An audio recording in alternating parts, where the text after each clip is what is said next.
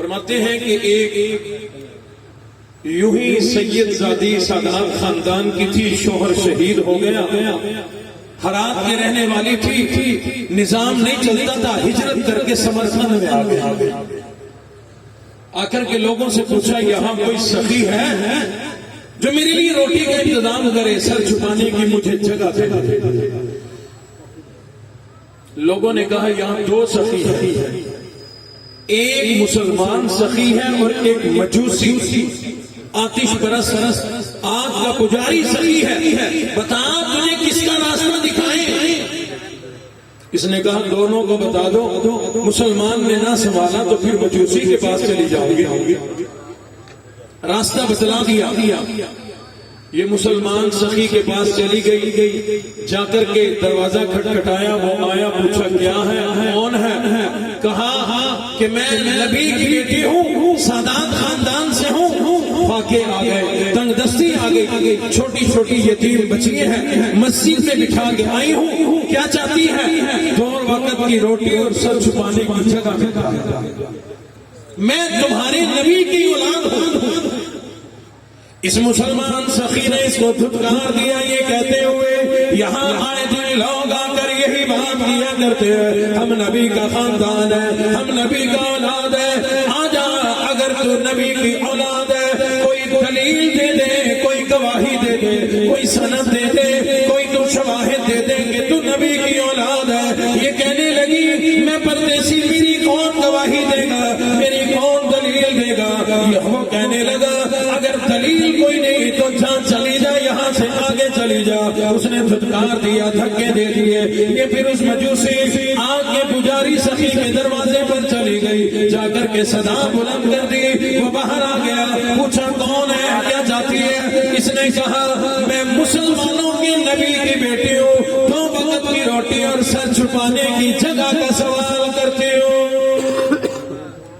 اس نے کہا کہ ٹھیک ہے، میں نے مسلمانوں کے نبی کو مانا تو نہیں، لیکن تو ان کی بیٹی ہے، بیٹی تو بیٹی ہوتی ہے، بڑی شان والی ہوتی ہے، آ جا، تجھے روٹی بھی ملے گی، رہنے کو گھر بھی ملے گا، یہ گھر ہے، جب تک تیرا جی چاہے یہاں رہو، خود جائے تو جائے، میں تجھے جانے کا نہیں کہوں گا۔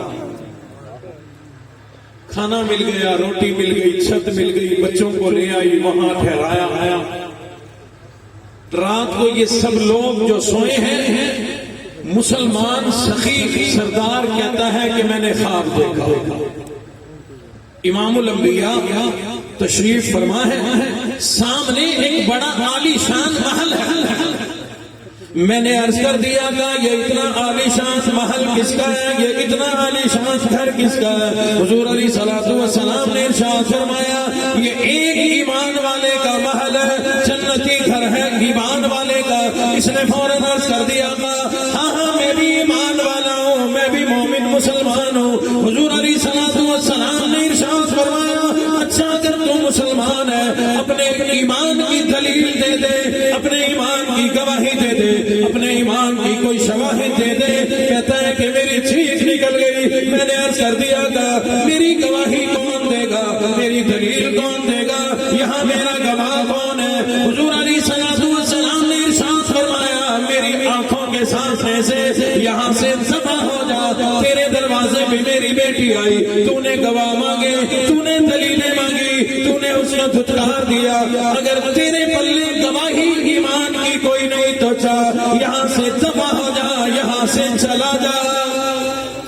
کہتا حضور نے جب غصے سے مجھے یوں دھتکارا نا، دفع ہو جا، چلا جا یہاں سے۔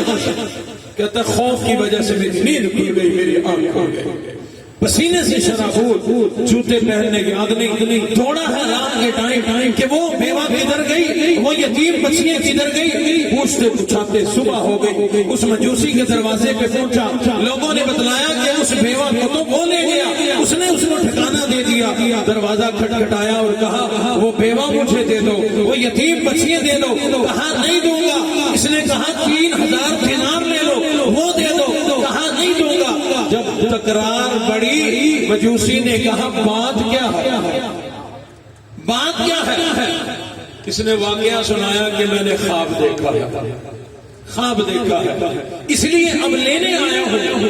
اس نے کہا اللہ والو سودے بن دیکھے ہوا کرتے ہیں، سودے بن دیکھے ہوا کرتے ہیں، تو آج آنکھوں سے دیکھ کر اب سودا کرنے کے لیے آ گیا۔ میں نے بن دیکھے سودا کیا، میں مجوسی تھا، میں نے مجوسی ہو کر آگ کا پجاری ہو کر نبی کی بیٹی کو میں نے اپنے گھر میں ٹھکانہ دے دیا۔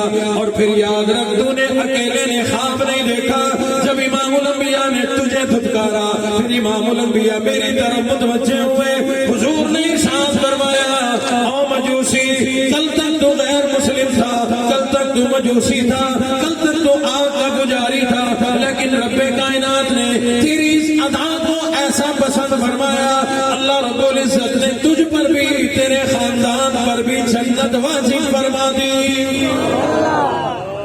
کہا جب میں سویا تھا اس وقت مجوسی تھا، اب میں اور میرا پورا خاندان کلمہ پڑھ کے مسلمان ہو چکے۔